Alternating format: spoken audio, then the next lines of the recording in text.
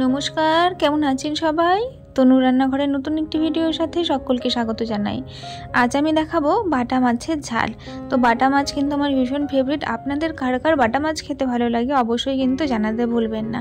আর বাটা মাছের ঝাল কে খেতে ভালোবাসেন, কে কোথা থেকে ভিডিওটা দেখছেন সেটাও অবশ্যই জানাবেন। তো আমি বাটা মাছের ঝাল বানানোর জন্য কী নিয়েছি সেটা প্রথমে দেখিয়ে দিই। 2টো তেজপাতা, 1টা শুকনো লঙ্কা, হাফ চামচ নিয়েছি ফোড়নের জন্য কালো জিরে, আর এখানে হাফ ইঞ্চি আদা আর 2টো কাঁচা লঙ্কা আমি বেটে নিয়েছিলাম, সেটা এখানে পেস্ট করে নিয়েছি। 1 চামচ মতন ধনে পাতা কুচি নিয়েছি ফ্রেশ, আর তার সাথে আমি এখানে লম্বা করে কেটে রাখা টমেটো নিয়েছি আর 3টে কাঁচা লঙ্কা নিয়েছি চিড়ে, আর টমেটো কিন্তু আমি একটা নিয়েছি এখানে। আর তার সাথে নিয়েছি 2টো মিডিয়াম সাইজের পেঁয়াজ কুচিয়ে। পেঁয়াজটা কিন্তু এখানে বেশি লাগবে, আমি এর মধ্যে রসুন ব্যবহার করব না।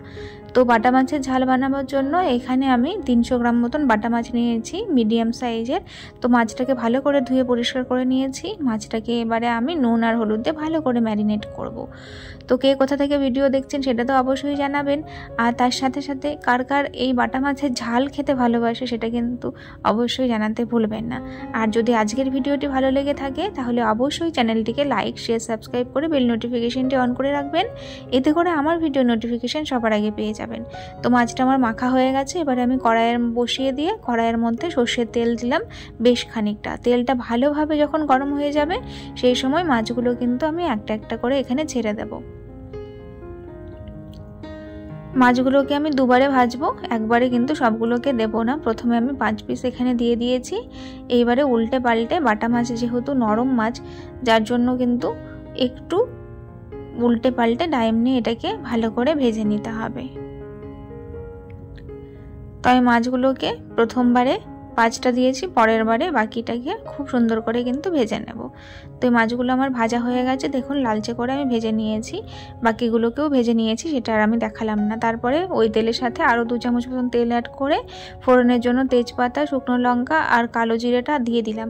দিয়ে খুব সুন্দর একটা গন্ধ আসার পর্যন্ত ওয়েট করেছি। তারপরে আমি এখানে কুচিয়ে রাখা পেঁয়াজটা অ্যাড করে দিয়েছি। প্রথমে কুচিয়ে রাখা পেঁয়াজটা দেওয়ার পরে ভালো করে ফোড়নের সাথে আমি এটাকে মিশিয়ে নিচ্ছি। তো কে কে বাটা মাছের ঝাল এইভাবে ট্রাই করেছেন অবশ্যই কিন্তু জানাতে ভুলবেন না। না ট্রাই করে থাকলে অবশ্যই ট্রাই করবেন, আশা করি আপনাদের ভীষণ ভালো লাগবে। তো এই পর্যায়ে আমি চিড়ে রাখা কাঁচা লঙ্কা 3টে দিয়ে দিলাম, এর মধ্যে সুন্দর একটা স্মেল আসবে। আর তাছাড়া দিয়ে দিলাম এখানে পেঁয়াজটা নরম হয়ে যাওয়ার জন্য নুনটা কিন্তু আপনারা আপনাদের পরিমাণ বুঝে দেবেন। তারপরে 2-3 মিনিট নাড়াচাড়ার পরে যখন হালকা করে ব্রাউন কালার ধরতে শুরু করেছে পেঁয়াজের মধ্যে, সেই সময় আমি এখানে লম্বা করে কেটে রাখা টমেটোটা অ্যাড করে দিলাম। টমেটো দেওয়ার পরে ভালো করে আমি এখানে নাড়াচাড়া করে এটাকে কষিয়ে নিচ্ছি। এই পর্যায়ে গ্যাসের ফ্লেমটাকে লো করে কাঁচা লঙ্কা আর আদার পেস্টটা আমি প্রথমে অ্যাড করে দিলাম। এরপরে গুঁড়ো মশলাগুলো অ্যাড করে নিচ্ছি। প্রথমে দিয়ে দিলাম 1 চামচ হলুদ, তারপরে দিয়ে দিলাম হাফ চামচ জিরে গুঁড়ো, তারপরে আমি দিয়ে দিলাম হাফ চামচ ধনে গুঁড়ো, এরপরে আমি কালারের জন্য দিয়ে দিলাম হাফ চামচ কাশ্মীরি লঙ্কার গুঁড়ো। দিয়ে মশলাটা যাতে পুড়ে না যায় যার জন্য এখানে হাফ কাপ মতন জল অ্যাড করে দিলাম। মশলাটাকে এবারে ভালো করে কষাতে হবে। তো এই জলটা দেওয়ার পরে খুব ভালো করে আবারও আমি মিশিয়ে নিচ্ছি, খুব ভালো করে যেন পেঁয়াজ, টমেটো এগুলো যেন একটু নরম হয়ে যায়, সফট হয়ে যায়। তারপরে যখন তেল ছাড়তে শুরু করবে সেই অবধি কিন্তু আমরা ভালো করে এটাকে কষিয়ে নেব নাড়াচাড়া করে করে। তাহলে কিন্তু মাছের ঝালটা খেতে খুব ভালো লাগবে।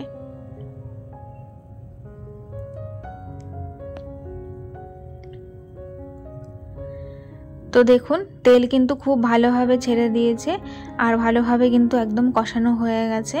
এই পর্যায়ে আমি প্রয়োজন মতন জল কিন্তু এর মধ্যে দিয়ে দেব গ্রেভি বানানোর জন্য। এখানে আমি বড় গ্লাসের 2 গ্লাস মতন জল আমি অ্যাড করে দিয়েছি। জলটা দেওয়ার পরে আমি এখানে ভালো করে ঝোলটা ফুটতে দেব। ঝোলটা যখন ফুটতে শুরু করবে সেই সময় কিন্তু আমি এখানে বাটা মাছগুলো ঝোলের মধ্যে অ্যাড করে দিলাম। বাটা মাছটা অ্যাড করবার পরে খুব ভালো করে কিন্তু সাবধানে আমি একটু নাড়াচাড়া করে দিচ্ছি। নাড়াচাড়া করবার পরে আমি একটুক্ষণ এটাকে ফুটতে দেবো 5 মিনিট মতন। ভালোভাবে যখন ফুটে যাবে সেই সময় কিন্তু ধনে পাতাটা অ্যাড করে দেবো। ধনে পাতাটা পড়লে অসম্ভব সুন্দর একটা স্মেল আসে, আপনারা সবাই জানেন। আর এই বাটা মাছের ঝালের সাথে কিন্তু ধনে পাতাটা ভীষণ ভালো যায়, অবশ্যই ট্রাই করবেন। তো মাখা মাখা করে আমি এটাকে নামিয়ে নিয়েছি। কেমন হয়েছে অবশ্যই জানাবেন আজকের রেসিপিটি। ততক্ষণের জন্য আপনারা খুব ভালো থাকবেন, সুস্থ থাকবেন। দেখা হবে আরও একদিন নতুন একটি ভিডিওর সাথে। ততক্ষণের জন্য ধন্যবাদ।